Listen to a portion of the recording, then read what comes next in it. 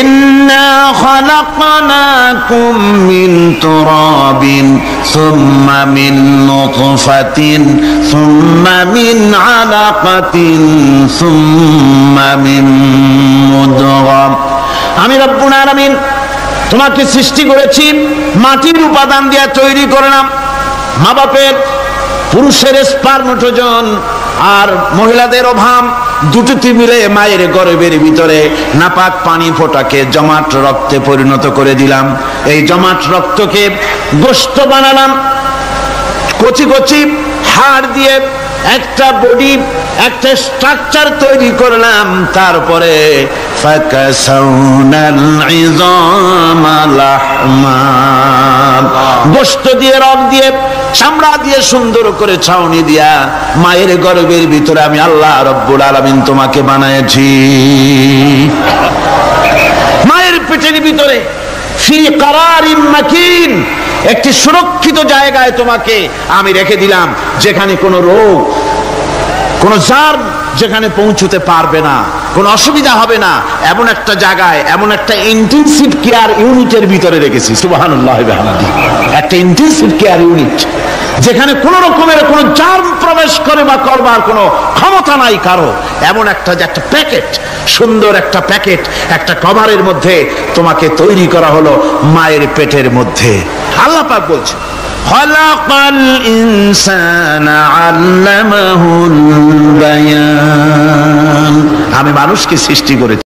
আল্লাযী আখরাজাকুম মিন বুতুনি উম্মাহাতিকুম লা তা'লামুনা শাইআ, এমন অবস্থায় মায়ের পেট থেকে বের করে আনা হয়েছে যখন তোমার কোনো হুঁশ ছিল না, জ্ঞান ছিল না। জোরে বলেন সুবহানাল্লাহ।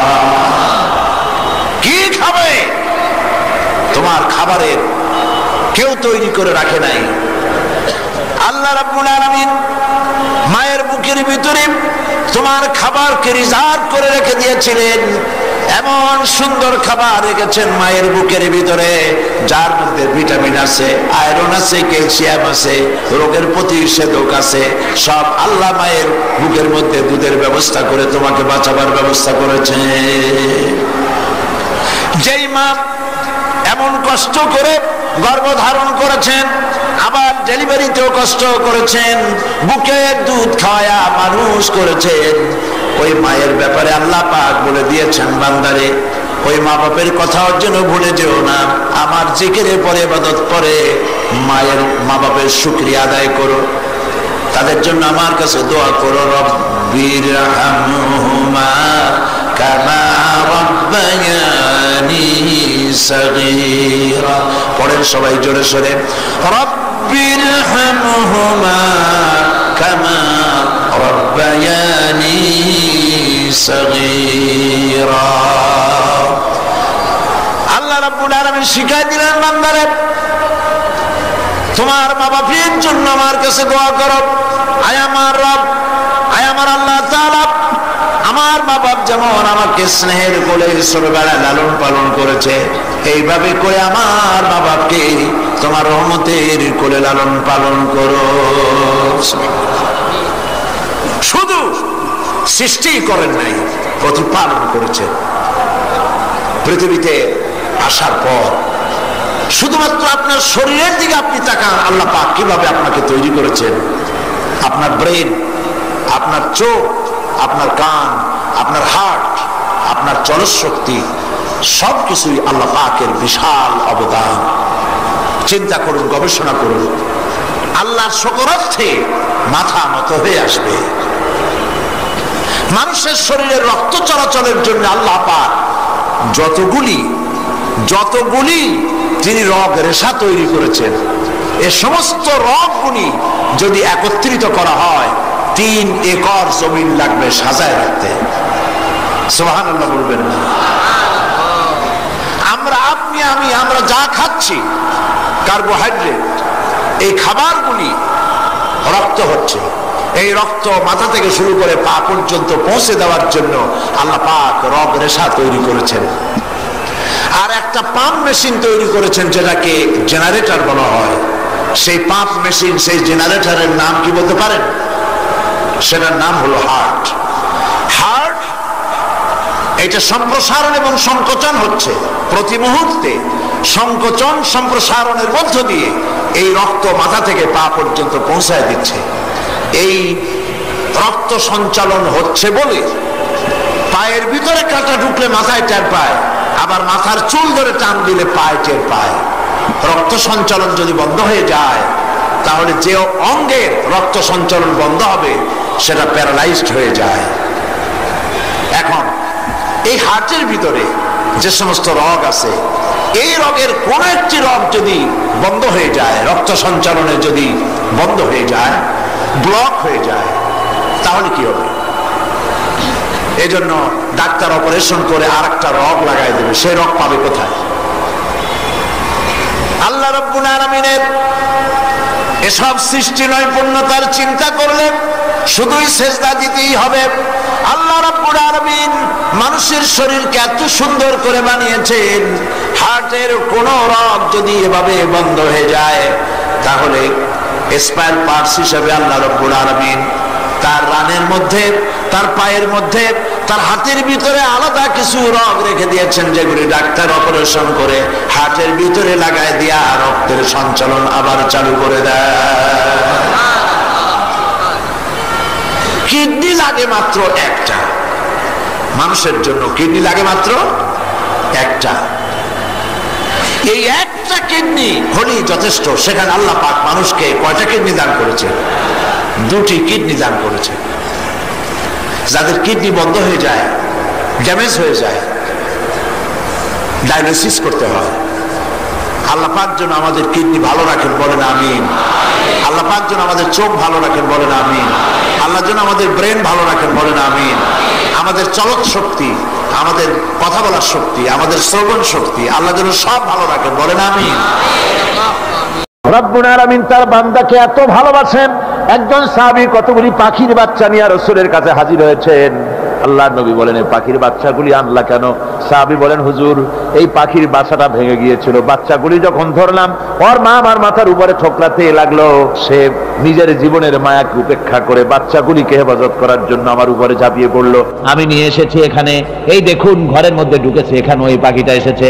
আমি রাসূলকে দেখাতে এলাম প্রাণী জগতে মায়ের সন্তানের প্রতি কত মায়া, সেটা দেখাতে এলাম। আল্লাহর নবী বলেন, ও সাহাবী, প্রাণী জগতে সন্তানের প্রতি মায়ের কতটুকু মহব্বত তুমি তাই আমাকে দেখাতে এসেছো। শোনো, এই প্রাণী জগতে সন্তানের প্রতি মায়ের যত মহব্বত, তার চাইতে লক্ষ কোটি গুণে বেশি মহব্বত বান্দার প্রতি আল্লাহ রাব্বুল আলামিনের। মহব্বতকে, করুণাকে, রহমতকে, ভালোবাসাকে 100 ভাগ করা হয়েছে। 100 ভাগ করে 99 ভাগ আল্লাহ নিজের কাছে রেখেছেন, আর একটা ভাগ তামাম পৃথিবীর প্রাণী জগতে আল্লাহ ছড়াই দিয়েছেন। একটা ভাগ দিয়েছেন সারা দুনিয়ায় প্রাণী জগৎ। সেই একটা ভাগে এই শত সহস্র কোটি প্রাণীর মধ্যে যেটুকুন আমরা পাইছি, এতটুকুন মহব্বতে সন্তানের জন্য কলিজায়, সন্তানের কোনো অকল্যাণ হলে কলিজায় পানি থাকে না, সন্তানের কোনো অসুবিধা হলে বা মা বাপের কষ্ট হলে বা কারো কোনো কষ্ট হলে আমরা এই ধরনের আমাদের অবস্থা সৃষ্টি হয়ে যায়। এক ভাগ তামাম পৃথিবীর সমস্ত প্রাণী জগতে ছড়ায় দেওয়ার পর আমাদের অবস্থা যদি এই হয়, তাহলে 99 ভাগ রহমত যার কাছে, বান্দার প্রতি তার মহব্বত কতখানি। আমার বন্ধুগণ, রাসূল পাক সাল্লাল্লাহু আলাইহি ওয়াসাল্লাম বলেছেন, ও সাহাবীরা, একজন লোক উটের পৃষ্ঠে যাচ্ছিল কোথাও, উটের পৃষ্ঠে তার খাবার আছে, পানিও আছে, যেতে যেতে মরুদ্যানের মধ্যে সে বিশ্রাম করলো। ঘুমের থেকে জেগে দেখে উট নাই, খাবার নাই, পানিও নাই। বড় লোকটা কেমন পেরেশান হয়। সাহাবীরা বলেন, হুজুর, উট হচ্ছে মরুভূমির জাহাজ, উট হারায় গেছে, টাকা পয়সা যা ছিল, খাদ্য খাবার ছিল, সব চলে গেছে, এর থেকে পেরেশানি তো আর কিছুই হয় না। হুজুর বলেন, লোকটা খানিকক্ষণ চিন্তা ভাবনা করতে করতে কিছুক্ষণ পর দেখলো উট ফিরে এসেছে, সমস্ত টাকা তার ওই খাদ্য আর পানিও নিয়ে হাজির হয়ে গেছে। বলো কেমন খুশি হয়? হুজুর, হযরত সাহাবীরা বলেন, হুজুর, এর থেকে খুশি আর কি হতে পারে? লোকটার দিল তো ভরে যাবে। আল্লাহর নবী বলেন, ও সাহাবীরা, কোন বান্দা যদি আল্লাহর থেকে নাফরমান হয়ে যায়, নামাজ ছেড়ে দেয়, জিনা ব্যভিচার বদমাশি নাফরমানিতে যদি যখন লিপ্ত হয়ে যায়, উঠারা ব্যক্তি উট পাওয়ার জন্য যেমন পেরেশানি বোধ করে, আল্লাহ রাব্বুল আলামিন তার ওই নাফরমান বান্দার জন্য আল্লাহ রাব্বুল আলামিন ফিরে আসার জন্য আল্লাহ রাব্বুল আলামিন চান। বান্দা যখন নাফরমান বান্দা নিজের গুনাহ বুঝতে পেরে যখন সেজদায় পড়ে গিয়া কান্দে, রব্বুল আলামিন আমার গুনাহ মাফ করে দাও, এইভাবে যখন কাঁদতে থাকে, রব্বুল আলামিন আল্লাহর হাবিব বলেন উঠা ব্যক্তি উঠ পেরে পড়ে, ওই ব্যক্তি যত খুশি হন। কোন নাফরমান বান্দা যখন সেজদায় পড়ে যায়, আল্লাহ রাব্বুল আলামিন এর চাইতে লক্ষ কোটি গুণে বেশি খুশি হয়ে যান। আল্লাহ পাক হচ্ছেন রহমান রহিম, গাফুরুর রহিম। পৃথিবীতে এমন কে আছে আপনি আমাকে বলেন, এমন কে আছে অপরাধ করবে না আর সে বলবে আয় তোরে মাফ করে দেই? বলেন এরকম আছে নাকি? কেউ বলেন আছে? এমনকি বাপ মা ছেলে অন্যায় করেছে, বাপ মার দিল চায় ছেলেটা যদি মাপ চাইতো বড্ড ভালো হতো, ওর সাথে প্রাণ ধরে কথা বলতাম, বুকের সাথে জড়িয়ে নিতাম, কিন্তু মুখ খুলে বলে না যে অপরাধ করেছিস মাপ চাইয়া যা, এরকম বলে। মাও বলে না, বাপেও বলে না, কিন্তু একমাত্র মহান সত্য রব্বুল আলামিন বান্দা যখন গুনাহ করে আল্লাহ ডাকে, বান্দারে গুনাহ করেছিস ফিরে আয়, আমি তোরে মাফ করে দেব। গুনাহ করেছিস ফিরে আয়, জিনা করেছিস ফিরে আয়, মদ খেয়েছিস ফিরে আয়, মানুষ হত্যা করেছিস ফিরে আয়, কুফরি করেছিস ফিরে আয়, আগুন পূজা করেছিস ফিরে আয়, মাটি পূজা করেছিস, সূর্য পূজা করেছিস, যা করেছিস না কেন ফিরে আয়, আমাকে ডাক দে, আমি তোর জিন্দেগির গুনাহ আমি আল্লাহ মাফ করে দেব। এই জন্য আল্লাহ রাব্বুল আলামিনকে যখন কোন বান্দা একবার ডাকে দিল থেকে কলিজা থেকে, একটা ডাক যদি দেয় আল্লাহ, হাজার ডাকের তুলনায় একটা ডাক আল্লাহ কলিজা থেকে ডাক। এই ডাকটা কোথা থেকে? কলিজা থেকে। দিল से जो बात निकलती है असर रखती है पर नहीं मगर ताकते परवास रखती है। অন্তর থেকে যে কথা বেরোয় তা প্রভাব বিস্তার করে।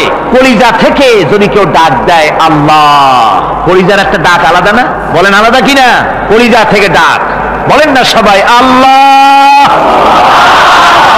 কলিজা থেকে একটা ডাক যদি কেউ ভাবে আল্লাহকে ডাক দেয় আল্লাহ, আল্লাহ রাব্বুল আলামিন বান্দা যখন একবার ডাক দেয় আল্লাহ তখন 70 বার লাব্বাইক বলেন, 70 বার সাড়া দিয়া বলে বান্দা কি চাও, আমি তোর কাছে হাজির, কি চাস বল আমাকে, আমি মাফ করে দেব। সুতরাং আল্লাহ রাব্বুল আলামিন বলছেন আমার কাছে ক্ষমা চাও, মাফ চাও, আমার কাছে মাফ চাও, যত মাফ চাইবে আমি মাফ করে দেব।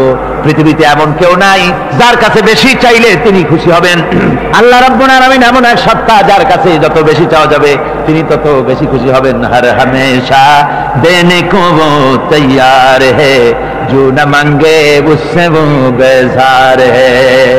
যত বেশি চাওয়া যায় আল্লাহর কাছে আল্লাহ তত খুশি হন, আর যে ব্যক্তি চায় না আল্লাহর কাছে আল্লাহ তার উপরে বেজার হয়ে যান। ওয়ামান তাবা ওয়া আমিলা সালিহান فإنه يتوب إلى الله متابا। আর যারা তওবা করে নেক আমল করে তার আল্লাহর দিকে ফিরে আসে, যেমনটি তার আশা উচিত তেমন ভাবে সে আল্লাহর কাছে ফিরে আসে, তার মানে হলো তওবা মাফ, তওবা কবুল করার জন্য, গুনাহ মাফ করার জন্য পৃথিবীতে কেউ নাই। আছে কেউ? গুনাহ কি কেউ মাফ করতে পারে? দুনিয়ায় কেউ পারে? আকাশে কেউ পারে? আল্লাহ ছাড়া কেউ গুনাহ মাফ করতে পারে? যদি মানুষ তওবা করে রব্বুল আলামিন বলেন সে এমন ভাবে তওবা করে আল্লাহর কাছে ফিরে এসেছে যেখানেই তার আসা উচিত, এই জায়গা ছাড়া আর তার কোনো যাওয়ার জায়গা নাই। সুতরাং সে জায়গা মতো এসেছে, অনুতপ্ত এবং অনুশোচনা করেছে।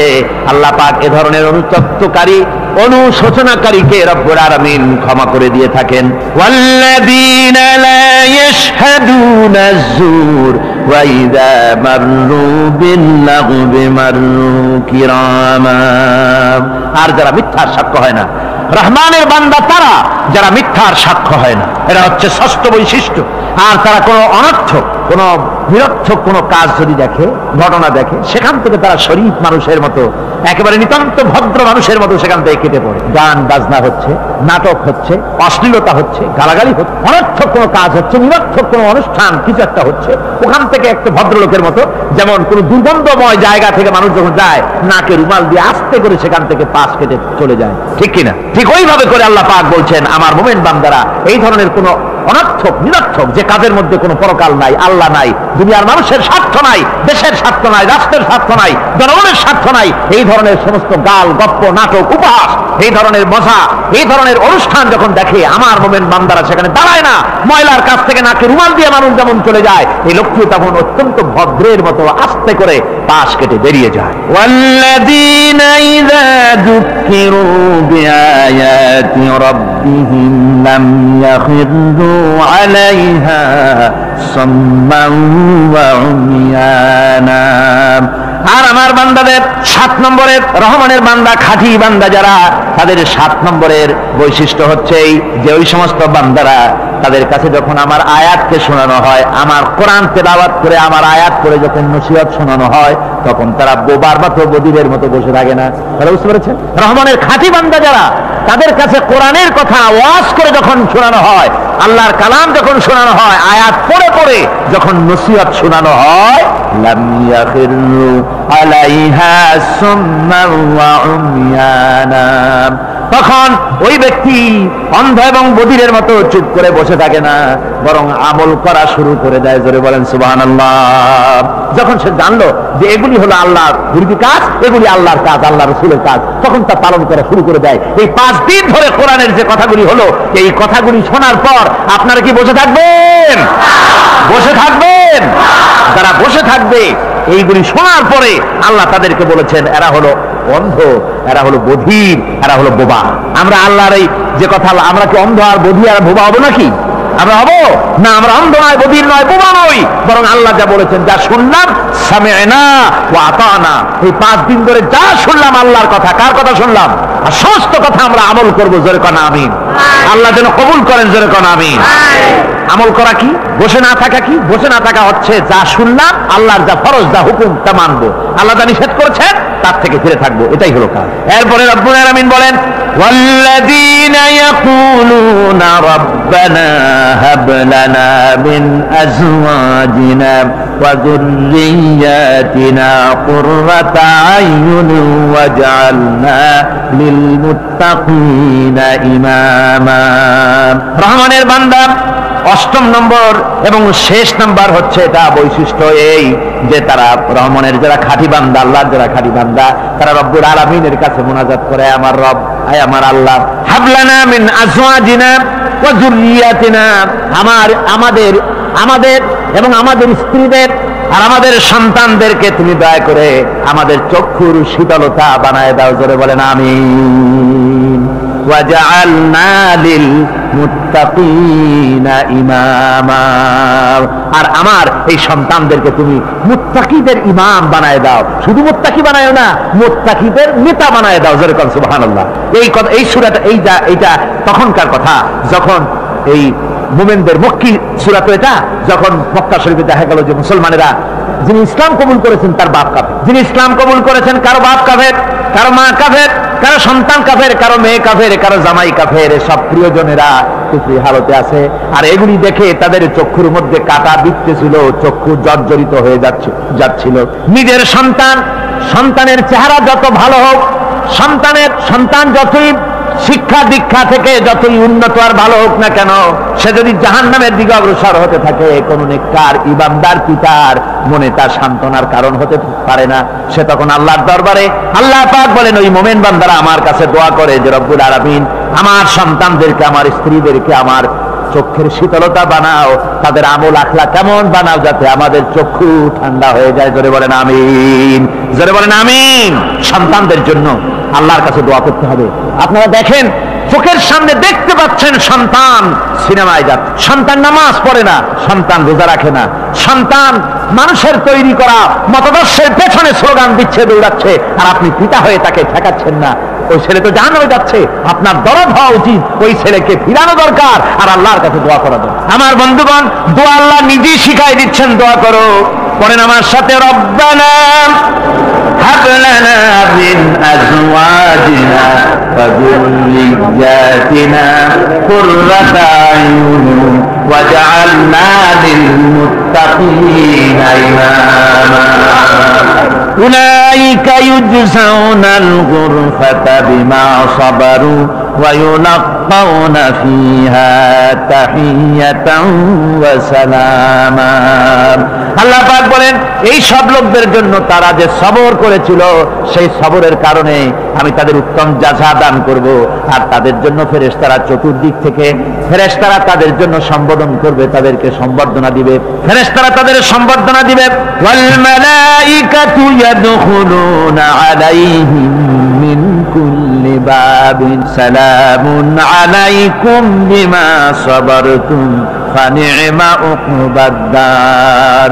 চতুর্দিক থেকে ফেরেশতারা আসতে থাকবে আর তারা সালাম দিতে থাকবে, তাদেরকে সম্বর্ধনা দেবে বেহেশতীদেরকে, আর বলবে তোমাদের জন্য এই পরকালের এই ঘরটাই জায়গাটা কতই না উত্তম করে আল্লাহ তৈরি করে রেখেছেন। বলেন সুবহানাল্লাহ। সালামুন আলাইকুম, আল্লাহ বলছেন উলাইকা ইউজসাউনাল গুরফাতা বিমা সাবারু, তোমরা যে সবর এখতিয়ার করেছিলে সেজন্য আজকে তোমাদের জন্য আমি এই বিরাট নিয়ামত তোমাদের জন্য রেখেছি। দিনকে চালু করতে গেলে, ইসলামী আন্দোলন করতে গেলে বিপদ আসে, আর সেই বিপদে সবর এখতিয়ার করতে হয়। কত ভয় আসে, লোভ আসে, কত কিছু আসে। এগুলিকে উপেক্ষা করে যারা ইসলামী আন্দোলনের জন্য নফসের খাহেশকে, আরামকে হারাম করে দিয়ে আন্দোলনে যারা ঝাঁপিয়ে পড়তে পারে, তাদের জন্য আল্লাহ পাক এই সমস্ত নিয়ামত রেখে দিয়েছেন। কুল মা ইয়াবাউ বিকুম রাব্বি লাউলা দুআউকুম ফাকাদ কাযযাবতুম ফাসাউফা ইয়াকুনু লিজামা। ও নবী, আপনি এদেরকে বলেন, আপনি এই লোকগুলিকে বলেন যে তোমাদের ব্যাপারে আল্লাহর কি প্রয়োজন পড়েছে যদি তোমরা আল্লাহকে নাই ডাকো, আল্লাহর কাছে যদি দোয়া না করো, যদি হাত না পাতো, আল্লাহ কি যদি না ডাকো, তাহলে তোমাদের দিয়ে আল্লাহর দরকার নেই। ফাকাদ কাযযাবতুম, তোমরা তো অস্বীকার করে চলছো। ফাসাউফা ইয়াকুনু লিজামা, খুব তাড়াতাড়ি করে তোমরা বুঝতে পারবে, এমন অবস্থা, এমন আযাব আসবে যে তখন তোমাদের প্রাণ বাঁচানোই দায় হয়ে পড়বে। আমার বন্ধুগণ, একটা মানুষের সাথে মানুষের সৃষ্টি আর পাথরও সৃষ্টি, পাথরও একটা মাখলুক, মানুষও মাখলুক। পাথরের সাথে মানুষের পার্থক্য কোথায়? পাথর আল্লাহর দরবারে হাত তুলতে পারে না, আল্লাহকে ডাকতে পারে না, মোনাজাত করতে পারে না। মানুষ ডাকতে পারে, হাত তুলতে পারে, তার হাত দেওয়া আছে। মানুষ হয়ে যদি আল্লাহর দরবারে হাত তুলতে না পারলেন, চোখের পানি যদি না ফেলতে পারলেন, আল্লাহ পাক বলছেন, ও নবী বলে দেন, আপনি বলুন তোমাদের দিয়ে কি প্রয়োজন আল্লাহর? লাউলা দুআউকুম, তোমরা যদি সেই আল্লাহকে যদি না ডাকো, যদি তার কাছে হাত না তোলো, তাহলে তোমাদের দিয়ে আল্লাহর দরকারটা কি? তোমাদেরকে রব্বুল আলামিন তৃণখণ্ডের মতো উড়িয়ে দিবেন, কোন মর্যাদা থাকবে না আল্লাহর কাছে। সুতরাং মর্যাদা পেতে হলে আল্লাহকে ডাকতে হবে, আল্লাহর কাছে চাইতে হবে। এভাবে করে আল্লাহ পাক তার বান্দাদেরকে নির্দেশ করছেন। আমার বন্ধুগণ, এই মোট 8টি বৈশিষ্ট্য ইসলামের আপনার মুমিন বান্দাদের জন্য, রহমানের খাঁটি বান্দাদের জন্য এই 8টি বৈশিষ্ট্য আল্লাহ পাক দান করেছেন। এই 8টি বৈশিষ্ট্য যেন আল্লাহ পাক আমাদের মধ্যে দান করে দেন। জোরে বলেন আমিন, আরো জোরে বলেন আমিন। 8টি বৈশিষ্ট্যের জন্য আল্লাহ পাক বেহেশত রেখেছেন। 8টি বেহেশত কয়টি? এই 8টি বেহেশতের দরওয়াজা আল্লাহ যেন আমাদের জন্য কিয়ামতে খুলে দেন। জোরে কোন আমিন।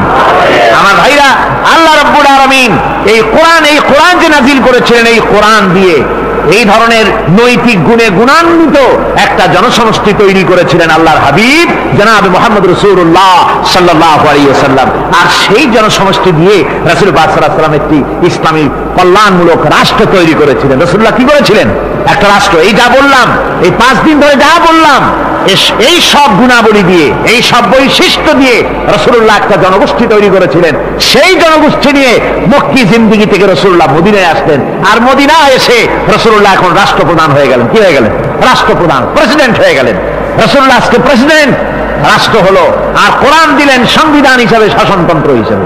আল্লাহর নবী বললেন, আজকে আমি দেশবাসীকে এমন একটা কনস্টিটিউশন, এমন একটি সংবিধান দেশবাসীকে আমি দিলাম, যেই সংবিধানের বদৌলতে সমাজে আর চুরি থাকবে না, ডাকাতি থাকবে না, জেনা থাকবে না, ব্যভিচার থাকবে না। এর বদৌলতে মানুষ এখন দরজা খুলে ঘুমাতে পারবে, আর কোনো অশান্তি থাকবে না, চুরি হবে না, ডাকাতি হবে না, নারী ধর্ষণ হবে না, হত্যা হবে না, আরামের জমিন হয়ে যাবে, আর মানুষ শান্তিতে বসবাস করতে পারবে। হুজুর বললেন, খায়রুল কুরুনি কারনি, সর্বশ্রেষ্ঠ যুগ হচ্ছে আমার যুগ। আমার বন্ধুগণ, কোরআনের সমাজই ছিল পৃথিবীর সর্বশ্রেষ্ঠ সমাজ। সেই সমাজ ব্যবস্থাকে আমরা ভুলে গিয়েছি।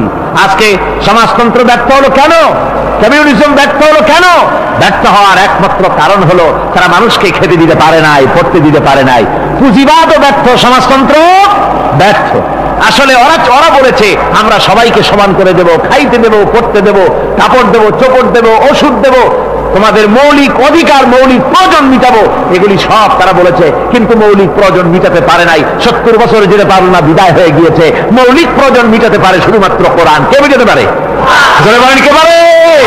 কোরআন পারে মানুষের মৌলিক প্রয়োজন মিটাতে। তাই এই কোরআনে কারীমকে আল্লাহ রাব্বুল আলামিন অবতীর্ণ করলেন, আর কোরআন দিয়ে রাসূল পাক সাল্লাল্লাহু আলাইহি ওয়াসাল্লাম একটা সমাজ তৈরি করলেন, এমন সমাজ যেখানে রাষ্ট্রপ্রধানের পেট ফুলে উঠলো না খাইয়া, রাষ্ট্রপ্রধানের বিরাট বিল্ডিং উঠলো না, বিদেশে টাকা জমা হলো না।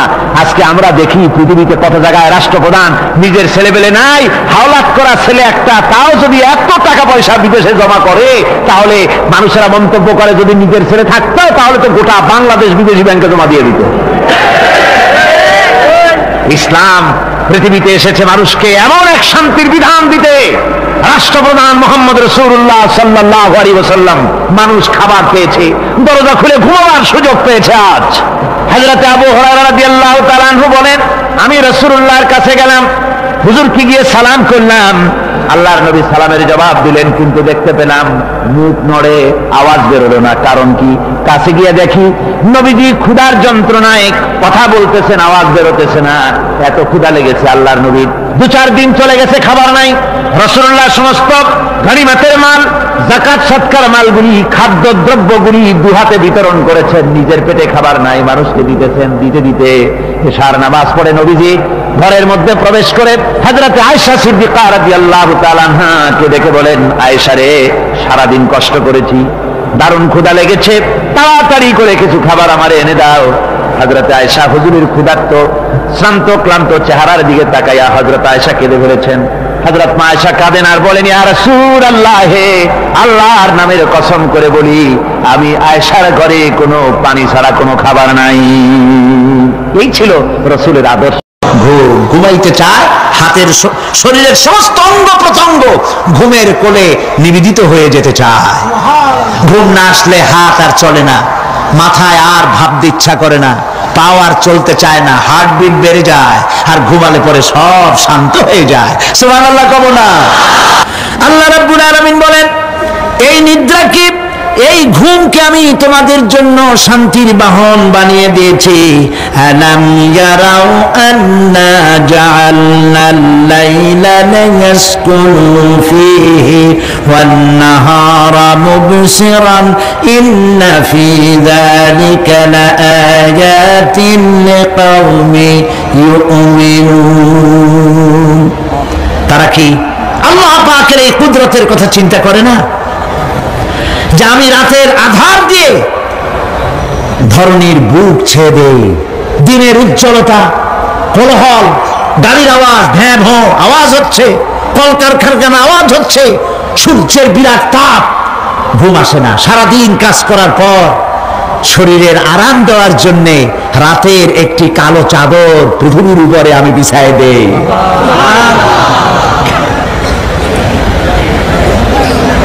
আর মানুষ আরাম গ্রহণ করে, শুধু মানুষ না, সব প্রাণী আরাম গ্রহণ করে। সুবহানাল্লাহ।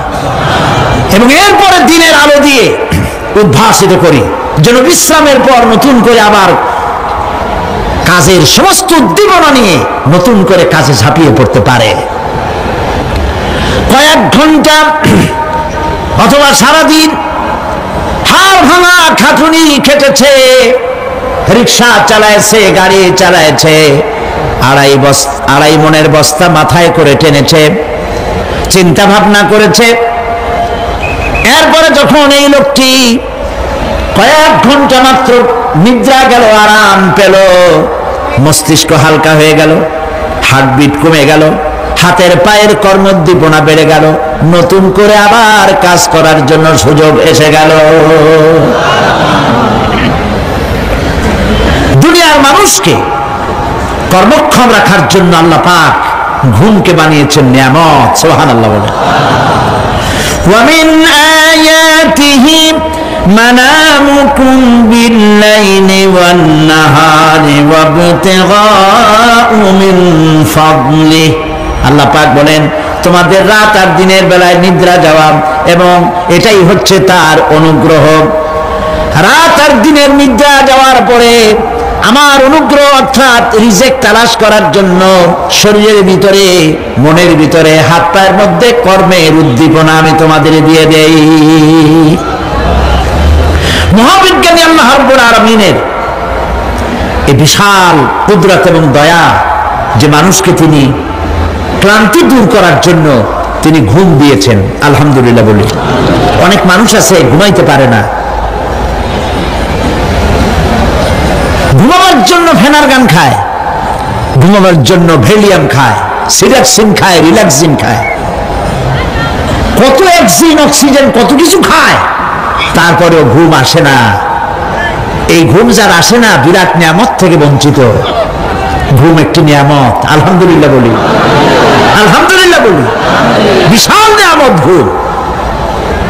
আল্লাহ যে সমস্ত নিয়ামত আমাদের জন্ম থেকে শুরু করে এ পর্যন্ত বডির মধ্যে দিছেন, মৃত্যুর আগে আল্লাহ যেন একটিও কেড়ে না নেন, বলি আমিন। আল্লাহ রাব্বুল আলামিনের পরে বলেন وَجَعَلْنَا اللَّيْلَ لِبَاسًا وَجَعَلْنَا النَّهَارَ مَعَاشًا। আর রাতকে করেছি আচ্ছাদন, আবরণ, দিনকে রুজি কামাবার জন্য ব্যবস্থা করে দিয়েছি। দিনের বেলা রুজি কামাবেন, দিনের বেলায় ঘুমায় থাকবেন না। বহুত মানুষ আছে সকাল বেলায় ঘুম দিল 12টা 1টা বাজে গেল। উর্দুতে ছোটবেলায় পড়েছিলাম জিসনে সোয়া উসনে খোয়া, যে ঘুমাইলো সব সর্বনাশ করলো। অসময় ঘুমানো, অসময় ঘুমানো সর্বনাশ হয়ে যাবে সব। এই জন্য আল্লাহ পাক বলেছেন দিনটারে বানাইছি রুজি কামাবার জন্য। রুজি কামাও, রুজি কামানো এটা একটা ইবাদত। রুজি কামানো কি? হালাল রুজি কামাবেন, ইবাদত। আপনি যে আপনার স্ত্রীকে একটা ব্লাউজ কিনে দেন, কাপড় চোপড়, প্রয়োজনীয় কসমেটিক্স কিনে দেন, আপনি যে বাজার ঘাট করেন, সব হালাল পয়সা যদি হয় সাদকা দেওয়ার মতো সমান সওয়াব হবে। রুজি কামাইতে হবে, এটা আল্লাহ পাকের হুকুম, রুজি কামাও। ফাইদা কুদিয়াতিস সালাত ফান্তাশিরু ফিল আরদ ওয়াবতাগু মিন ফাদলিল্লাহ। সুবহানাল্লাহ বলেন। নামাজ যখন শেষ হয়ে গেল, ফাইদা কুদিয়াতিস সালাত, নামাজ যখন শেষ হয়ে গেল, ফান্তাশিরু ফিল আরদ, তখন জমিনে ছড়িয়ে পড়ো আর আমার অনুগ্রহ রিস্ক অনুসন্ধান করো। সুবহানাল্লাহ। মসজিদে বসে বসে খালি তাসবিহ টিপতে থাকো না, কাজের সময় কাজ করো। অফিস থেকে বলে আসছে জোহরের নামাজ পড়তে যাই, জোহরের নামাজ পড়িয়ে তারপর নফল পড়া শুরু করছে, এরপরে দোয়া দুরূদ পড়া শুরু করছে। 1 ঘন্টা অফিসের সময় নষ্ট করেছেন। ফরজ নামাজ, সুন্নত নামাজ পড়তে যতটুকু লাগবে এর থেকে বেশি সময় নিলে বেতন হালাল হবে না। আপনি মিথ্যা কথা বলে, মিথ্যা ছুটি নিয়ে দিনের কাজ করতে পারেন না। আপনার রুজি হালাল হইতে হবে। আপনার নফল নামাজ পড়া দরকার, রাত পড়ে আছে, রাতের বেলা গিয়ে জনমের মতো নফল পড়েন, কে নিষেধ করবে? মনে থাকবে কথা? প্রিয় ভাই সব, হযরত ওমর ফারুক রাদিয়াল্লাহু তাআলা আনহু তিনি একবার মসজিদ নববীর মধ্যে দেখলেন ফজরের সময়, জোহরের সময় তিনি দেখলেন ফজরে যাদের দেখলাম এক জায়গায় বসা 5-7টা লোক, জোহরে তো তাদেরই দেখতেছি, আসরের সময় দেখলেন ওইখানে বসা, মাগরিবেও দেখলেন, এশায়ও দেখলেন। এশার নামাজের পর তিনি প্রশ্ন করলেন, তোমরা কারা? বলল যে আমরা হলাম দূরের থেকে আসছি, মসজিদে নববী শ্রেষ্ঠ মসজিদ, এখানে বসে বসে আল্লাহর জিকির আজগার করি। তা আল্লাহর জিকির আজগার করো, নামাজ পড়ো, খাও কি? কাজে কিছু লোক আছে ওরা মেহেরবানি করে রান্না করে আনিয়া আমাদের খাওয়াইয়া যায়। হযরত ওমর ফারুক রাদিয়াল্লাহু তাআলা আনহু বললেন, তাহলে তো তোমার চাইতে, তোমরা যে কয়জন এখানে বসে ইবাদত করো, তোমাদের চাইতে ওই ব্যক্তি অনেক উত্তম যে নিজে রুজি কামাই করে তোমাদের খাওয়ায় যায়। তোমরা তো অলস। শুনে রাখো, নামাজের সময় ছাড়া আগামীকাল এই জায়গায় যদি বসা দেখি, ব্যাট মেরে বাড়ি করে দেবো মসজিদ নববী থেকে। ইসলাম কাজের প্রতি উদ্দীপনা দিয়েছে, ইসলাম কাজের ট্রেনিং দিয়েছে। সুবহানাল্লাহ বলে। কাজ করো আর খাও, বসে বসে বাপের বোঝা হইও না। আমাদের দেশে বহু পোলাপান আছে বাপের হোটেলে খায় আর মসজিদে গিয়ে ঘুমায়, খুব সহজ কাজ। কেন এরকম করো বাবাজি? চাকরি পাই না। আচ্ছা চাকরি পাও না, চাকরি তো আমাদের দেশে এক সোনার হরিণ। অথর্ব মন্ত্রীর অথর্ব ভাগ্না চাকরি হয়ে যায়, কিন্তু ফার্স্ট ক্লাস ফার্স্ট হয়েছে এমএতে, চাকরি হয় না। এটা দেশের কপাল, এটা দেশের দুর্ভাগ্য। কিন্তু চাকরি পাও নাই বলে বাপের ঘাড়ের বোঝা হয়ে থাকবা। বউতে তোমার ঘুম দেখা বউ একা একা কানবে, আল্লাহ কোন উল্লুকের সাথে বিয়ে হইল আমার, সারাদিন ঘুমায়। প্রিয় ভাই সাহেব, চাকরি পান নাই তো অসুবিধা কি?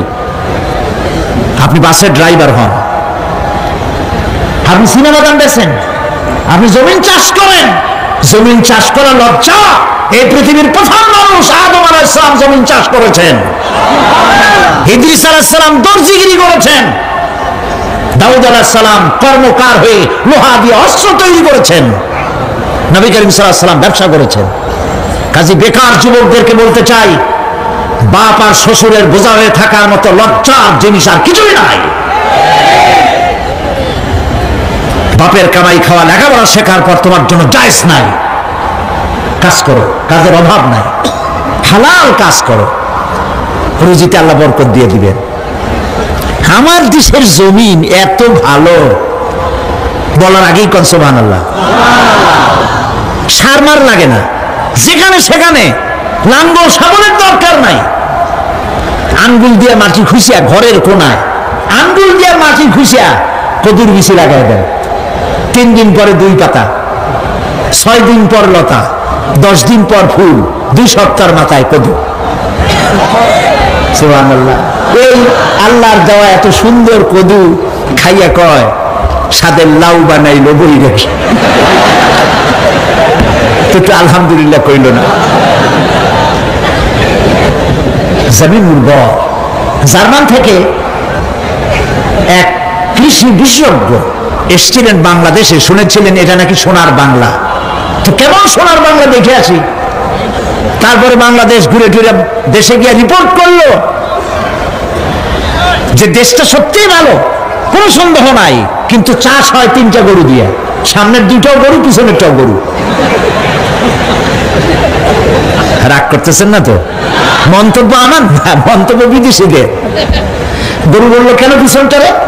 এই জন্য বলেছে এমন সোনার মাটি, মানে মাটি এত ভালো, জমিন এত ফার্টাইল, এত উর্বর, যে থেকে সায়েন্টিফিক প্রসেসে তারা কৃষি উৎপাদন করতে পারে না। কারণ সব মূর্খ লোকেরাই চাষাবাদ করে, আর শিক্ষিত লোকেরা বসে থাকে কবে একটা শেয়ার পাবে, আর কলমের গুঁতা দিয়া গভর্নমেন্টের টাকা চুরি করবে। প্রিয় ভাই সব, পিঠির উপরে পিস্তল ঠেকাইয়া চান্দাবাজি করা যেমন গুন্ডামি, ফাইল আটকায় রেখে টাকা আদায় করা অফিসারদের জন্য তার চেয়ে বড় মাস্তানি। এই মাস্তানি থেকে শিক্ষিত লোকদেরকে বাঁচতে হবে। ভিক্ষুক 2 রকম, শিক্ষিত ভিক্ষুক, অশিক্ষিত ভিক্ষুক। অশিক্ষিত ভিক্ষুকরা হাত পাও নাই, ল্যাংরা লুলা, আল্লাহর রাস্তে একটা টাকা দেন, সারাদিন খাই নেই, এই হলো অশিক্ষিত ভিক্ষুক। আর শিক্ষিত ভিক্ষুকরা টাই, স্যুট, প্যান্ট, সেন্ট স্প্রে করে তারপরে গভর্নমেন্টের শ্বশুরের চেয়ারে গিয়ে বসে চাইয়ে টাকা নেয়। এই কাজটা যদি করে নিতে হয় 50,000 টাকা দিবা, 1 কোটি টাকা দিবা। ভিক্ষুকের চাইতে কলঙ্ক, মানুষ নামের অজন্ত্র, পশুর চাইতে নিকৃষ্ট যারা সরকারের চেয়ারে বসে জনগণের টাকা এভাবে চাইয়ে নেয়, ঘুষ নেয়। নাউজুবিল্লাহ বলো। এটা ঘুষের টাকা নয়, জাহান্নামের আগুন। শান্তি পাইবে না। বেতন পাও 10,000 টাকা, কামাই করো 1 লাখ টাকা বা 50,000 টাকা, বরকত নাই, অশান্তি। ঘরের মধ্যে বউতে কথা শোনে না, বেচারা সরকারি অফিসে বসে বহুত কাম টাম করে কষ্ট করে বাড়ি ফিরছে, বউর একটু আদর নেবে, ভাত বাড়ি টাড়ি খাওয়াবে, সেগুলো বালি দেখে বউ ভ্যানিটি ব্যাগ হাতে নিয়ে বাস ফটফট করিয়া হাই হিল পাই দিয়ে বাড়ি চলে যাচ্ছে। কই যাও? আমার মিটিং আছে ক্লাবে। ছেলে একটা উল্লুকের মতো চুল, ভাল্লুকের মতো নখ, সোনার চেন গলায়। আরে বেটা তুই কই যাস?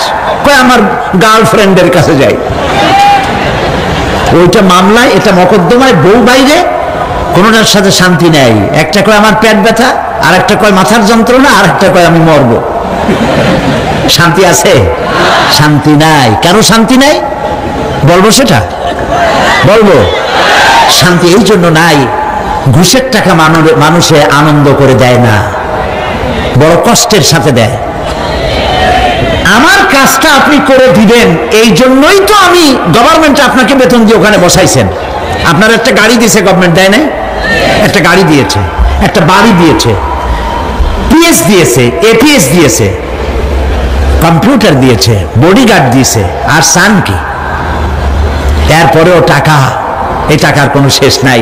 মানুষের কাছে যখন টাকা চায়, কাজ আদায়ের জন্য লোকটি বাধ্য হয়, টাকা দিয়ে যাওয়ার সময় বলে, আল্লাহ এই উল্লুক এতগুলি টাকা আমার কাছ থেকে নিল, ওরে কলেরা দাও, ওর বউরে বসন্ত দাও, ওর বাচ্চাগুলিরে কলেরা দিয়া বসন্ত দিয়া ফিসিয়া দিয়ে যাও।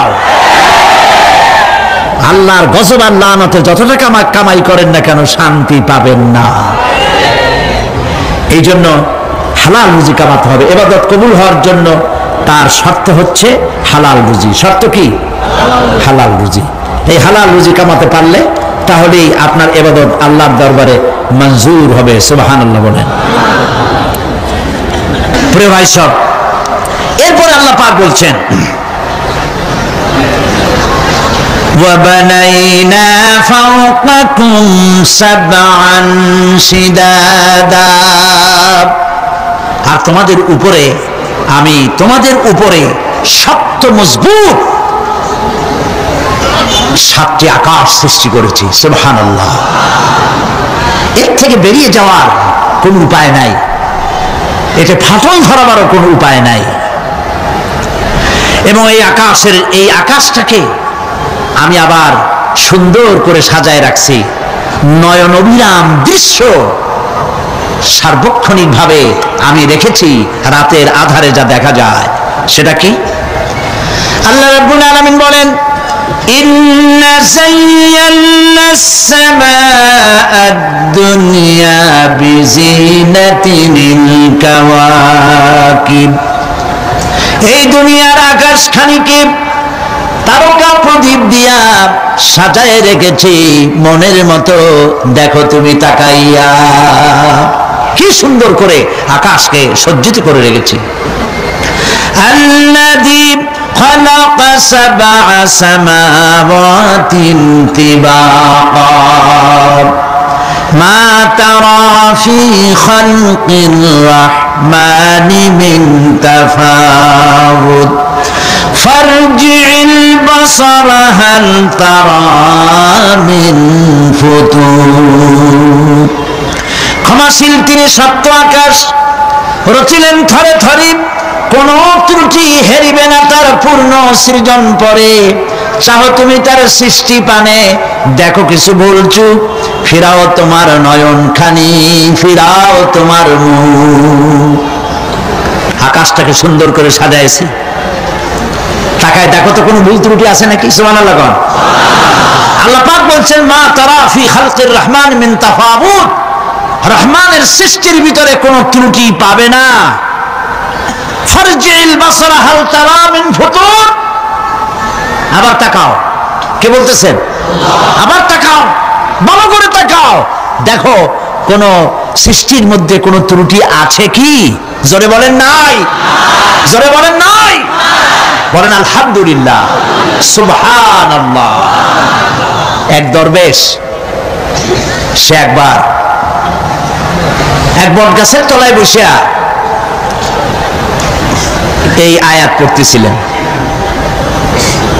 এই আয়াত পড়ে তার মনে উঠলো, আল্লাহ পাক বলছেন হাল তারা মিন ফুতুর, দেখো কি কোনো ভুলছি? আবার তাকাও।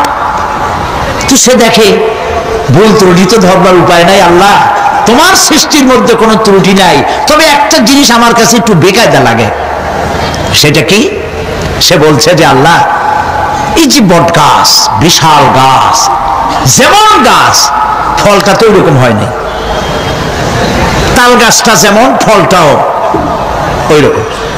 নারকেল গাছটা যেমন ওই রকম, বেল গাছটা যেমন, ফলটা ওই রকম, চালটাটা যেমন, ফলটা ওই রকম, ঠিক না? কিন্তু এত বড় বট গাছ, ফল একেবারে একটু একটু।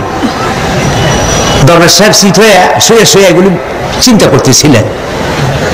হঠাৎ করে একটা বটের ফল, আধা পাকা ফল, অনেক উপর থেকে বৃন্তচ্যুত হয়েছে, দরবেশ সাহেবের নাকের ডগার উপরে টস করে পড়ছে। পড়ার সাথে সাথে নাক জ্বলে উঠছে। কান ধরে তওবা করে দরবেশ সাহেব সিজদায় পড়ে গেছেন। আল্লাহ, কি বুড়িরা করলাম! আমার চিন্তা মতে যেমন গাছ তেমন ফল, তালের সাইজের যদি হইতো, যে পজিশনে আমার নাকের উপরে পড়ছে, নাক তো ভালো, মাথাও গুঁড়ো গুঁড়ো হয়ে যেত। সুবহানাল্লাহ, সুবহানাল্লাহ।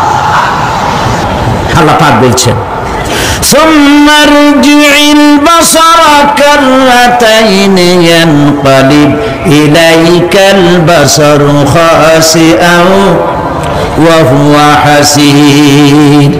অক্ষমহীন দৃষ্টি তোমার সৃষ্টিতে পাবে ফাঁকি, ফিরাও তোমার নয়নখানি, ফিরাও কাঙ্গালাখি। আমার সৃষ্টি নৈপুণ্যতার দিকে যতবার তাকাও না কেন, আমার সৃষ্টির ভিতরে কোনো ত্রুটি তুমি দেখতে পাবে না। এই জন্য নবীজি বলেছেন, আল্লাহ রাব্বুল আলামিনের সৃষ্টির কলা কুশলতার প্রতি কেউ যদি একবার গবেষণা করে, একটা ঘন্টাও যদি কেউ চিন্তা করে, কয় ঘন্টা? 1 ঘন্টা আল্লাহর সৃষ্টি নৈপুণ্যতা সম্পর্কে 1 ঘন্টা যদি কেউ চিন্তা করে, গবেষণা করে, নবীজি বলেছেন ওই বান্দার আমল নামায় আল্লাহ পাক 60 বছরের নফল ইবাদতের সব লিখে দিবে। চিন্তা করো, গবেষণা করে, শ্রদ্ধায় মাথা নত হয়ে আসবে, আপনাতেই সেজদা করবে। সুবহানাল্লাহ। এরপরে আল্লাহ পাক বলেন, وَجَعَلْنَا سِرَاجًا وَهَّاجًا। আর আমি তোমাদের উপরে আকাশ সৃষ্টি করেছি, আর ওর মধ্যে আমি সৃষ্টি করেছি মহাশূন্যে এক অতি উত্তপ্ত, অতি উজ্জ্বল এক বাতি সৃষ্টি করেছি। সিরাজ শব্দের অর্থ হলো সূর্য, ওয়াহাজ এ শব্দের অর্থ হচ্ছে একই সাথে অতি উত্তপ্ত, অতি উজ্জ্বল। সূর্যের ব্যাস হচ্ছে পৃথিবীর চাইতে, সূর্যের ব্যাস হচ্ছে পৃথিবীর চাইতে 109 গুণ, এবং এর আয়তন পৃথিবীর চাইতে 13 লক্ষ গুণ বড়। আর দূরত্ব হচ্ছে পৃথিবীর মাটি থেকে 9,30,00,000 মাইল ব্যবধানে এই সূর্যকে আল্লাহ পাক স্থাপন করেছেন। এই সূর্যের মধ্যে যেমন রয়েছে তাপ, আবার তেমন রয়েছে আলট্রা ভায়োলেট রে। সূর্যের মধ্যে অনেক কিছু আছে, এখনো বিজ্ঞানীরা তা আবিষ্কার করতে পারে নাই। এর মধ্যে কল্যাণধর্মী জিনিসও আছে এবং অকল্যাণ জাতীয় কিছু জিনিস আছে। সেটা কি কারণে, সেটা আল্লাহ ভালো জানেন, আমরা জানি না। আমরা মনে করি অকল্যাণ, আল্লাহ জানেন ওর মধ্যে কি কল্যাণ আছে। যেমন সাপের বিষ, আমরা সাপ দেখলেই মারি, কিন্তু সাপ আপনাকে ক্ষতি না করলে আপনি মারবেন কেন? আর যদি ক্ষতি করার মনে হয়, ক্ষতির মতো মনে হয়, মেরে মেরে দিন। এটা বলা হয় হাদিস শরীফে, ক্ষতিকর মনে হলে মেরে মেরে দিন। কিন্তু সাপ তার বিষের মধ্যে মানুষের জীবন রক্ষাকারী ওষুধ সাপের বিষ দিয়েই তৈরি হয়। সূর্যের মধ্যে অকল্যাণ ধর্মিক যা আছে সেটা কেন, ওটা আমরা জানি না। এখন অকল্যাণ ধর্মী যে জিনিসটাকে বিজ্ঞানীরা মনে করেন, সেটার নাম হলো আলট্রা ভায়োলেট রে, অতি বেগুনি রশ্মি। এই অতি বেগুনি রশ্মি, এটার অ্যাকশন হচ্ছে এই যে প্রাণী জগতের মধ্যে যদি এটা লাগে, এসে পড়ে পৃথিবীতে যদি স্পর্শ করে, তাহলে ক্যান্সার সহ নানাবিধ দুরারোগ্য ব্যাধিতে গোটা পৃথিবী ছড়িয়ে পড়বে। ওই আলট্রা ভায়োলেট রে যাতে পৃথিবীর মাটি স্পর্শ করতে না পারে, সেজন্য আল্লাহ রাব্বুল আলামিন ওজোন স্তর তৈরি করেছেন। OZONE, ওজোন স্তর তৈরি করা আছে, যাতে করে ওই রেটা পাস করতে না পারে। সেই রেতে বিজ্ঞানীরা লক্ষ্য করেছে, রেতে ফাটল ধরেছে। সূর্য কত দূরে? 9,30,00,000 মাইল দূরে। মানুষেরা, বিজ্ঞানীরা টের পেয়েছে যে ওজোন স্তরে ফাটল ধরেছে। সুবহানাল্লাহ। আল্লাহ পাক বলছেন, ওমা উতীতু মিনাল ইলমি ইল্লা কালিলা, তোমাদেরকে খুব সামান্যতম জ্ঞান আমি দান করেছি। সামান্য জ্ঞান দিয়ে গেছে কদ্দুর দেখেন, সুবহানাল্লাহ বলেন। চিন্তায় শ্রদ্ধায় মাথা নত হয়ে আসবে। এগুলি যদি হয় সাধারণ জ্ঞান, ছোট্ট জ্ঞান, সামান্যতম জ্ঞান, তাহলে আমার আল্লাহ সুবহানাহু ওয়া তাআলার জ্ঞান কত অসীম, কত অনন্ত, কত চিরন্তন। সুবহানাল্লাহ। সে আল্লাহ রাব্বুল আলামিন ওজন স্তরকে রেখেছেন, ওটা ক্র্যাক করেছে। কেন ক্র্যাক করেছে? ক্র্যাক করেছে এনভায়রনমেন্ট নষ্ট করার কারণে। আমরা গাছ কেটেছি, যত গাছ কেটেছি তত গাছ লাগাই নেই। টেলিভিশনে যে গাছ সম্পর্কিত যে বিজ্ঞাপনগুলি দেওয়া হয়, এগুলি নিছক কোন বিজ্ঞাপনের উদ্দেশ্যে বিজ্ঞাপন নয়, এগুলি বাস্তব। নবী করিম সাল্লাল্লাহু আলাইহি ওয়াসাল্লাম গাছ কাটতে নিষেধ করেছেন। প্রয়োজনে কাটুন, প্রয়োজনে, বিনা প্রয়োজনে আপনি গাছের পাতাও ছিঁড়বেন না, প্রয়োজনে গাছটাও কেটে ফেলতে পারেন। পাতা ছিঁড়বেন না কেন? যেহেতু প্রত্যেকটি পাতা আল্লাহ রাব্বুল আলামিনের জিকির করছে।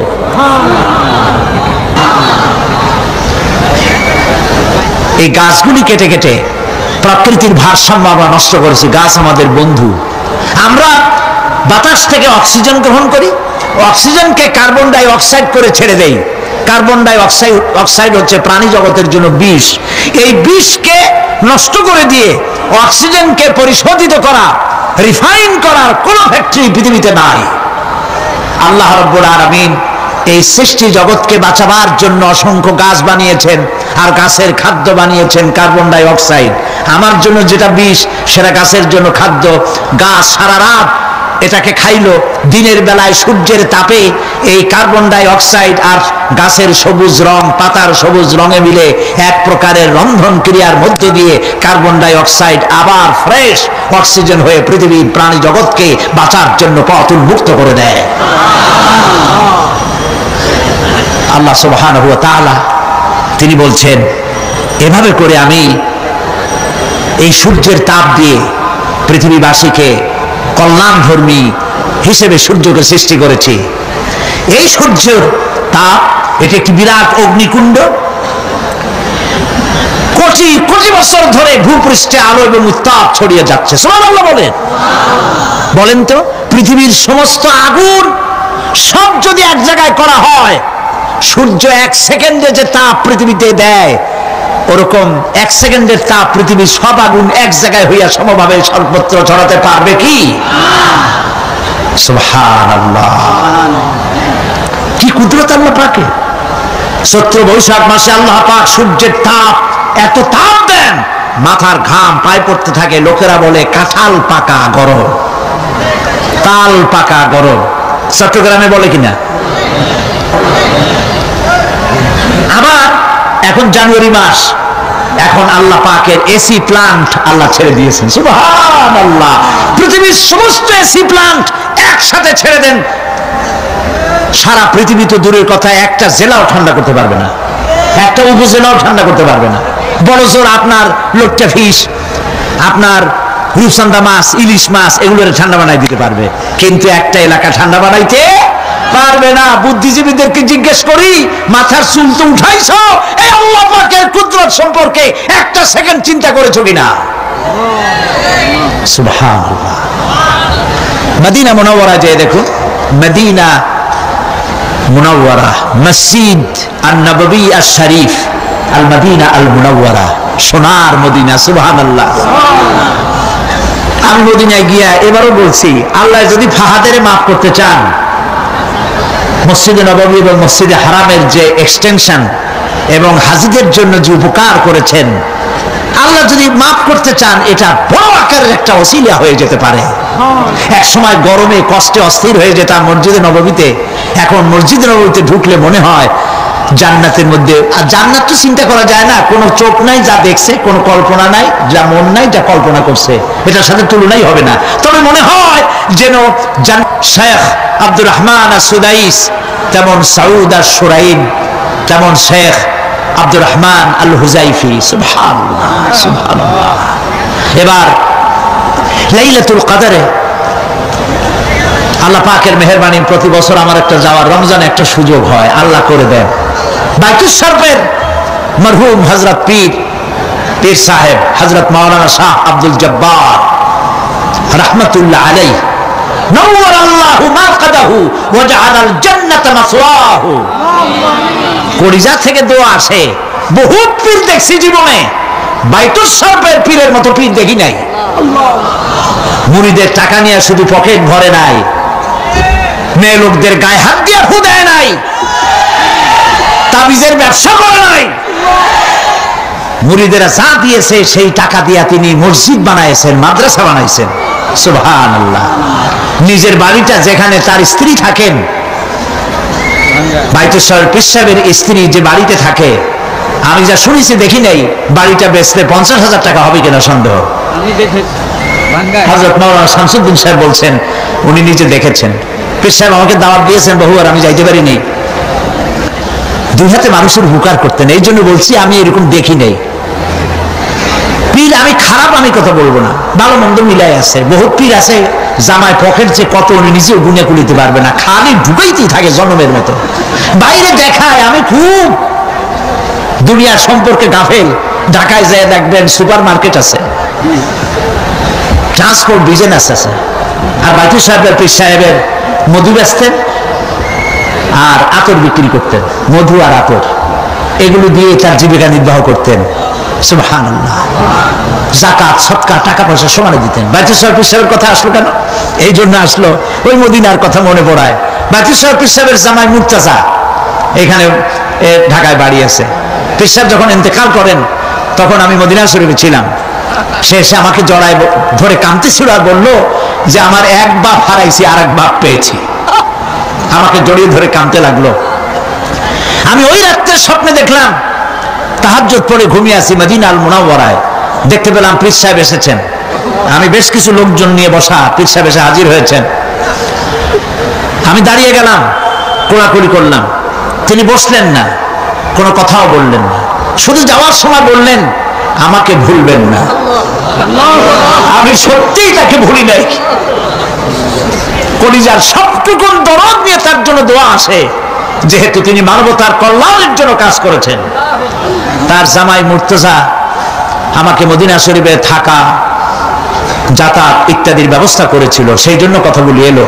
আমি দোয়া করি তার জন্য আল্লাহ পাক তাকে হালাল রুজি কামাবার তৌফিক দান করুন, এবং মদিনা শরীফে থাকার জন্য আল্লাহ পাক ন্যাশনালিটি দান করে দিন।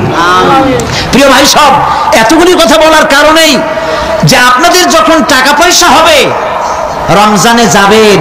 নবী করিম সাল্লাল্লাহু আলাইহি ওয়াসাল্লাম বলেছেন রমজান মুবারকে যে ব্যক্তি উমরা করলো সেজন্য আমার সাথে হজ আদায় করলো। মসজিদে হারামে এবার লাইলাতুল কদর 26 দিবগত রাত। লাইলাতুল কদর তো এই কথা তো আমিও জানি, আপনারাও জানেন যে 26 দিবগত রাতে না, শুধু বেজোর রাতগুলিতে। কিন্তু মুহাক্কিকিনরা 26 রাত্রে একটু বেশি কান্দাকাটি করে, অন্য রাত্রে তো করেই, ওই রাত্রে একটু বেশি কান্দে। এবারে লাইলাতুল কদরে লোক সংখ্যা সম্পর্কে 27 তারিখ রমজানের সৌদি গেজেট, সৌদি নিউজ পত্রিকায় হেডলাইন হলো মক্কা শরীফে গত রাত্রে নামাজ যারা পড়েছেন, লাইলাতুল কদরে যারা এসেছিলেন তাদের সংখ্যা 3 মিলিয়ন প্লাস, 30 লাখের উপরে। সর্বকালের হজের রেকর্ড ভঙ্গ করেছে। রাত 3টার সময় কিয়ামুল লাইল শেষ করে ইমাম সাউদ আশ-শুরাইম মোনাজাত শুরু করলেন। 35 থেকে 40 মিনিট মোনাজাত।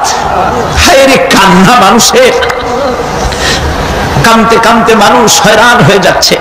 মাসনুদ দোয়াগুলি পড়ছেন, শেষ দিকে গিয়ে বলছেন আল্লাহুম্মা লা তারুদ্দানা খায়বিন, আল্লাহ পাক একেবারে কিছু না দিয়া খালি হাতে আমাদের ফেরত দিও না।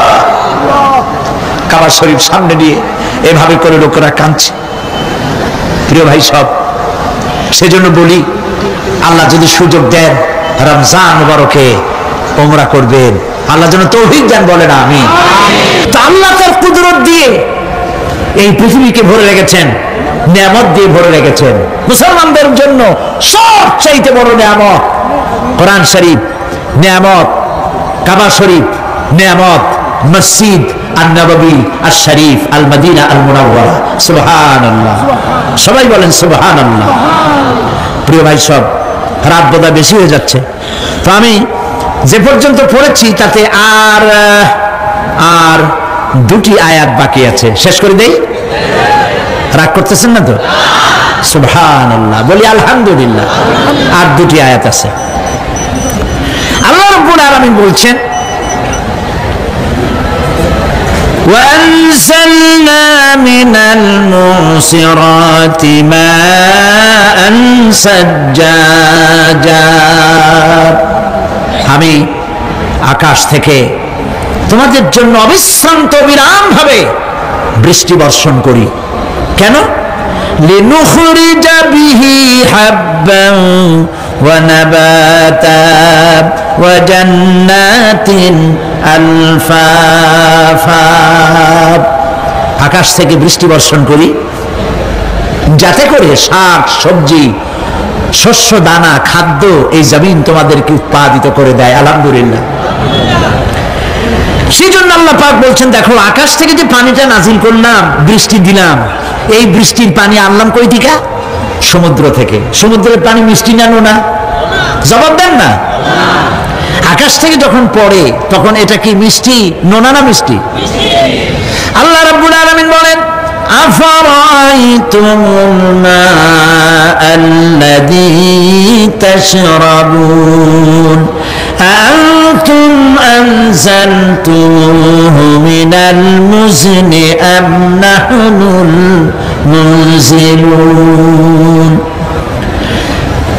তোমরা যে পানি পান করো এই পানি আকাশ থেকে কে নাযিল করে? তোমরা করো না, আমি আল্লাহ করি। কে করে বলেন?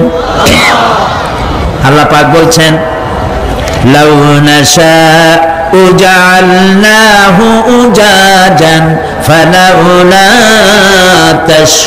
তাশকুরুন, ইচ্ছে করলে এই পানিগুলিকে লবণাক্ত আকারে নাজিল করতে পারতাম, আমি মিষ্টি করে নাজিল করে দিলাম, কেন বান্দা আমার শুকর আদায় করো না? নোনা অবস্থায় যদি নাজিল হতো সমস্ত ফসল তোমাদের ধ্বংস হয়ে যেত। এখন আপনি বলতে পারেন যে আল্লাহ পাক, আল্লাহ তাআলা তিনি আকাশ থেকে পানি না দিলে আমাদের অসুবিধা কি? মানুষ তো নানান রকম চিন্তা করে, পানি না দিলে তো কি অসুবিধা? আমার খালে পানি, আমার বিলে পানি, আমার কুয়ায় পানি, আমার টিউবওয়েলে পানি, পানি না দিলে ক্ষতি কি? আল্লাহ পাক কোরআনে কারীমের মধ্যে বলেছেন, কুল আরাআইতুম ইন আসবাহা মাউকুম গাওরান ফামান ইয়াতিকুম বিমাইন মাইন, বলো দেখি সবে শুকাইয়া যদি যায় এই জমিনের পানি, তাহলে হেথায় তটনির ধারা কে দিবে সবারে আনি। বান্দারে, বৃষ্টি না হইলে তুমি পানির পরোয়া করো না, সমুদ্রের পানি নেবা, নদীর পানি নেবা, কলের পানি নেবা। শুনে রাখো বান্দা, নদীর প্রবাহমান নদীর পানি, কলের পানি, টিউবওয়েলের পানি, মাটির পরতে পরতে পানি সব যদি আমি শুকায় দেই, কে আছে এই পৃথিবীতে যে নতুন করে তোমার জন্য পানি আমদানি করে দিতে পারে? পারে কেউ? কেউ পারে না। এই পানি দিয়ে আমি তোমাদের জন্য ফসল ফলাই। লিনুখরিজা বিহি হাব্বান ওয়া নাবাতা, ইয়া আইয়ুহান নাসু যকুরু নি'মাতাল্লাহি আলাইকুম হাল মিন খালিকিন গায়রুল্লাহ, হে মানব সকল স্মরণ করো আল্লাহ পাকের ওই নিয়ামতকে। ওই আল্লাহ ছাড়া তোমাদের কি এমন কেউ আছে? কোন আল্লাহ, কোন রিজিক দাতা? ইয়ারযুকুকুম মিনাস সামাই ওয়াল আরদ, যিনি আকাশ এবং জমিন থেকে তোমাদেরকে রিজিক দিতে পারেন। লা ইলাহা ইল্লা হুয়া, ওই আল্লাহ ছাড়া কেউ নাই। ফাআন্না তুফাকুন, যাও কই? কেন বিভ্রান্ত হও? আল্লাহ পাক আকাশ থেকে পানি দিলেন, জমিনের ফসল উৎপাদন করে দিলেন, আর এরপরে আল্লাহ পাক বলেন ওয়া জান্নাতিন আলফাফা, আর ঘন সন্নিবদ্ধ নিবিড় বাগান বানায় দিলাম। সুবহানাল্লাহ বলেন। এখানে আল্লাহ পাক কি কি বললেন? শাক, লক্ষ্য করুন, শাক সবজি খাদ্যশস্য উদ্ভিদ এগুলো দিলাম, আর সাথে সাথে ঘন নিবিড় বাগান বানাইলাম। নিবিড় বাগান দেখছেন? দেখেন নাই? বুঝেন নাই তাই দেখেন নাই, তা নাহলে দেখছেন। কক্সবাজার যাওয়ার সময় দেখেন না গাছের রাস্তার দুই ধারে কত গাছ, দেখছেন কিনা? রাঙ্গামাটি যাওয়ার সময়, বান্দরবনে যাওয়ার সময় কার বাবা এই গাছগুলি লাগাইছে? কোন কে লাগিয়েছে? আল্লাহ। চিল্লায় বলেন কে লাগিয়েছে? পাহাড়ের গাছ কি আপনি লাগাইছেন? তো কথা বলতে পারলেন না কেন? কে লাগিয়েছে? আল্লাহ পাক। সুন্দরবন ফরেস্ট এরিয়া দেখছেন কোনোদিন? না দেখলে যাইয়েন, দেখে এসেন। বিশাল এরিয়া, বঙ্গোপসাগরের কিনারা দিয়া খুলনা, সাতক্ষীরা, এই বিরাট অঞ্চল, বরিশাল, খুলনা, সাতক্ষীরা, পটুয়াখালী, বিরাট এরিয়া নিয়ে রয়েছে সুন্দরবন। শত শত মাইল, সুবহানাল্লাহ বলে, বিশাল গাছ, গাছের এরিয়া। এই গাছগুলি কে লাগাইছে? জোরে বলেন কে লাগাইছে? এই গাছগুলি নার্সিং করেন কে? একটা জিনিস দেখে আমি অবাক হয়ে গেছি, সেটা হলো এখানে বহু রকমের গাছ আছে। সুন্দরী কাঠ, পশুরি, বাইন, গেওয়া, গোল, অনেক রকমের গাছ আছে। যেখানে সুন্দরী গাছ, সব সুন্দরী গাছ, যেখানে গেওয়া, যেখানে বাইন, যেখানে গোল, গোল পাতা, সব সেখানে সেইগুলাই। অথচ কেউ যে গাছগুলি লাগাই দিয়ে আসে নাই। আরেকটা অসুবিধা, আরেকটা জিনিস হচ্ছে জোয়ারের সময় এই এলাকা ডুবে যায়, 1 হাত 1.5 হাত পানি হয় গাছের গোড়ায়। যে ফলগুলি পড়ছিল গাছ দিয়া, এই ফলগুলি ভাটির টানে চলে গেল, নিচে নেমে গেল, নদীতে নেমে গেল, আবার জোয়ারের টানে উঠে আসলো, পানিতে ভেসে ভেসে ফলগুলি ভারী হয়ে গেল, এক সময় ভাটির টানে আর গেল না। এই গাছগুলিকে সুন্দরী গাছের মধ্যেই সুন্দরী ফল, বাইনের মধ্যে বাইনের ফল কে সাজাইয়া এই সুন্দর বাগানগুলি বানাইল? চিল্লায় বলো। জান্নাতিন আলফাফা, ঘন নিবিড় সন্নিবদ্ধ বাগান আমি সৃষ্টি করেছি, সুবহানাল্লাহ বলে। এই গাছগুলি মানুষেরা জন্মের খাওয়া খায়। বন বিভাগে যারা দায়িত্বে থাকে মনে করে শ্বশুরের লাগানো গাছ, বাজানের লাগানো গাছ, সোনালি কাঁচা চোরের মতো বিক্রি করে। এরা ডাকাত, এরা চোরের চাইতেও নিকৃষ্ট যারা গাছ চুরি করে। আল্লাহ পাক জানেন মানুষের খাসলাত। এই ফরেস্ট বিভাগে, বন বিভাগে যারা চাকরি করেন, সব খারাপ আমি তা বলবো না, ভালো মন্দ মিলেই আছে।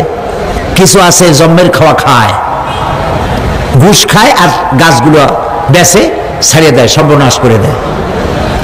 আল্লাহ পাক তার মানসা, তার মর্জি মোবারক হচ্ছে এই যে গাছগুলি যেন বংশ অনুক্রমে পৃথিবীর মানুষ বছরের পর বছর, শতাব্দীর পর শতাব্দী, সহস্রাব্দীর পর সহস্রাব্দী যেন ভোগ দখল করতে পারে। সেজন্য আল্লাহ রাব্বুল আলামিন এই বন জঙ্গল রক্ষা করার জন্য নিজস্ব গার্ড বাহিনী রেখে দিয়েছেন।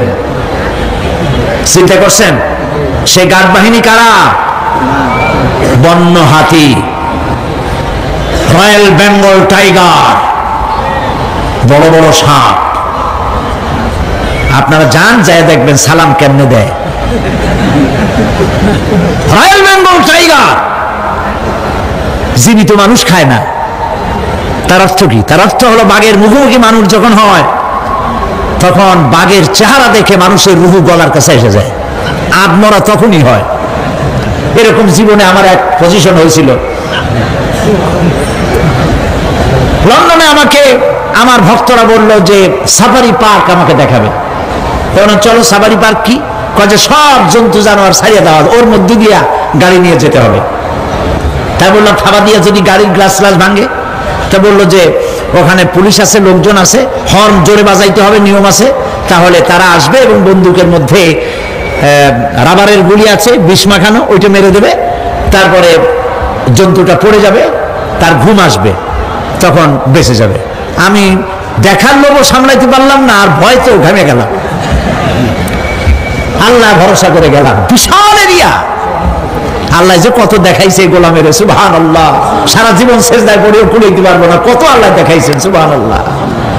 গেট দিয়ে ঢুকলাম, লোহার বিশাল গেট, বাঘ সিংহ সব ছাড়িয়ে দেওয়া জঙ্গলের মধ্যে। তা আমরা গেছিলাম একটা ভালো সময়, সকালবেলা। সেখানে সব গোস্ত, বড় বড় গোস্ত, এগুলো খাইতে দিছে, প্রাণীরা সব গোস্ত খাওয়ায় ব্যস্ত।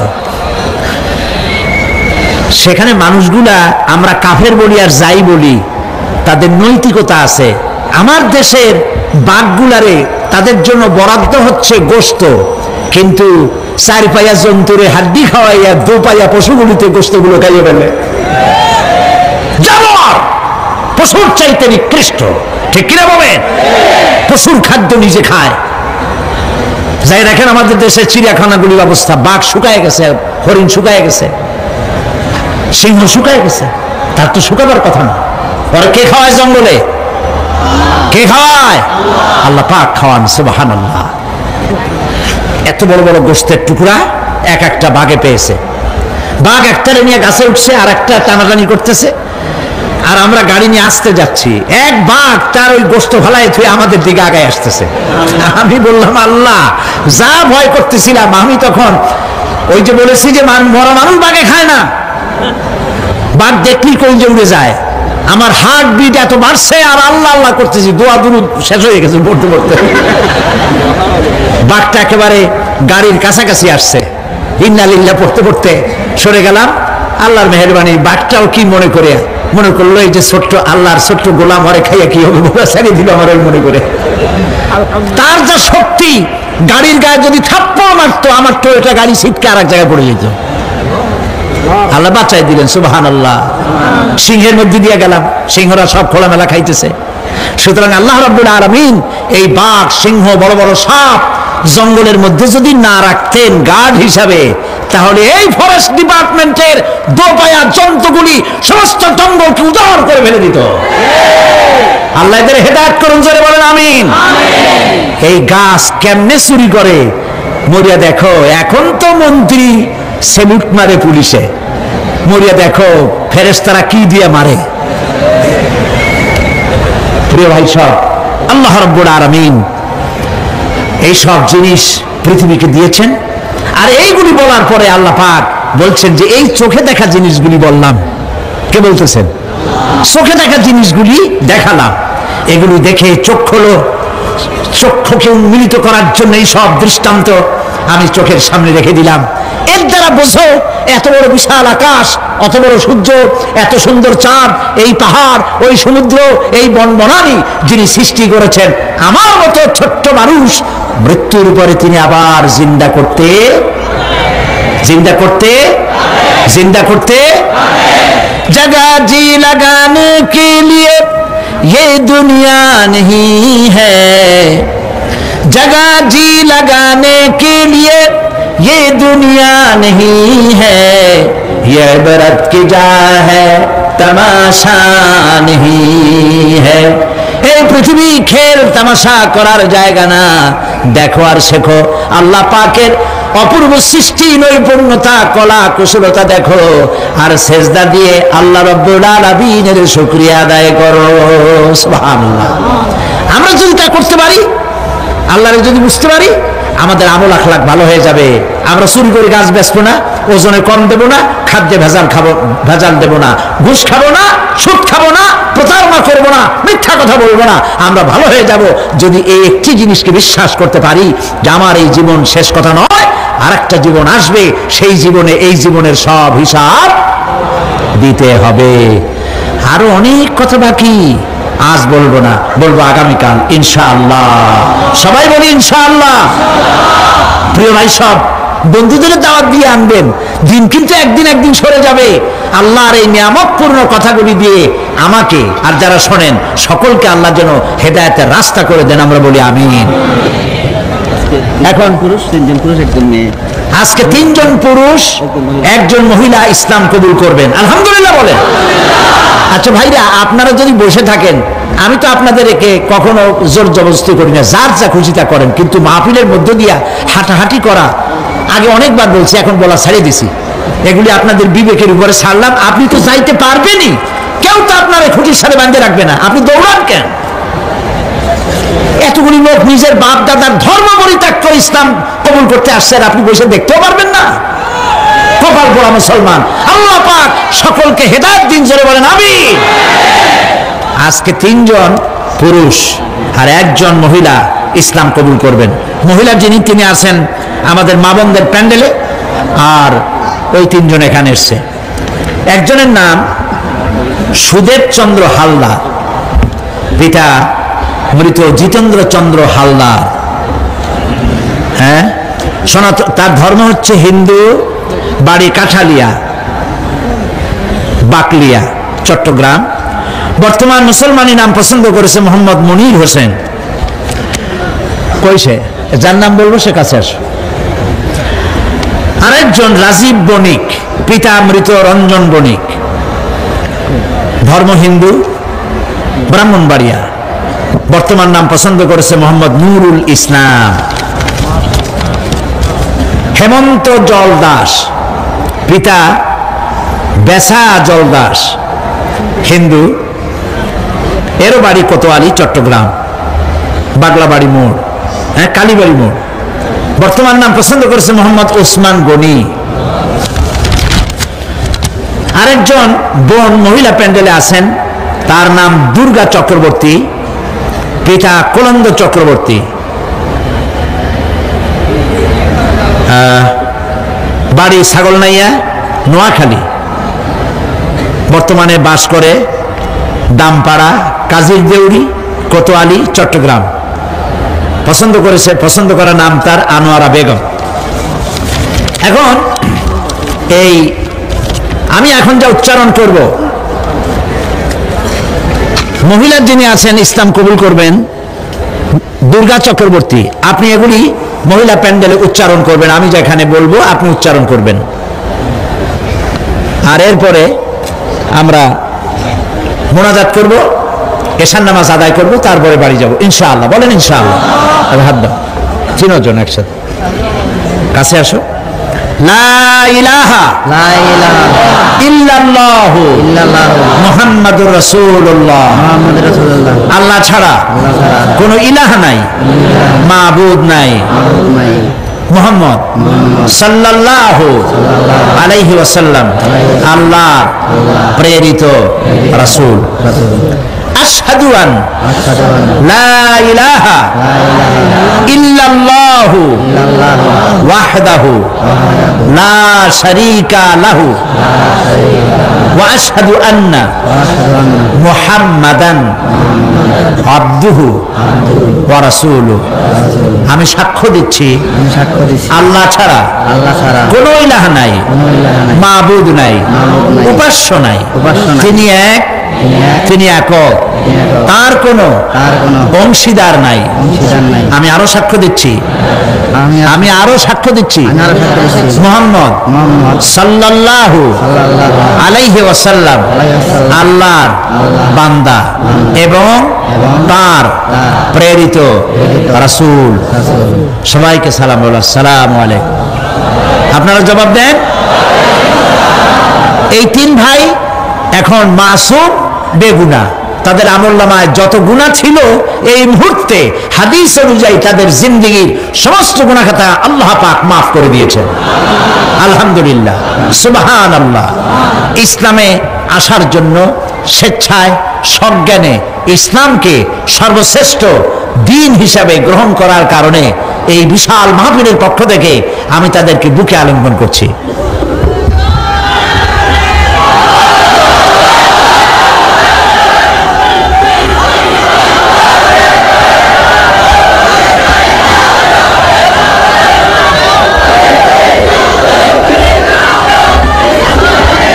প্রিয় ভাই সব, এক্ষুনি মোনাজাত হবে।